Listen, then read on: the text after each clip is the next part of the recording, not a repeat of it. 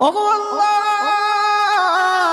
ওগো মালিক, তুমি ছাড়া তো আমাদের আর কেউ নাই, তুমি ছাড়া তো আমার আর কেউ নাই। আল্লাহ গো, তুমি যদি মাফ না করো কে আমাকে মাফ করবে? তুমি যদি মাফ না করো কে আমাকে মাফ করবে?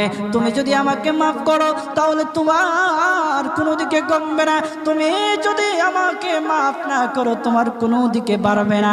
আল্লাহ গো, তুমি আমাকে মাফ করে দাও। সারাটা জীবন অন্যায় কাজ করেছি, সারাটা জীবন নাফরমানি করেছি, আমার কাছে কালেমার দাওয়াত কম আসে নাই, আমার কাছে কালেমার দাওয়াত কম আসে নাই, আমাকে লোকেরা কম বোঝায় নাই। ওগো আল্লাহ, তুমি আমাকে মাফ করে দাও।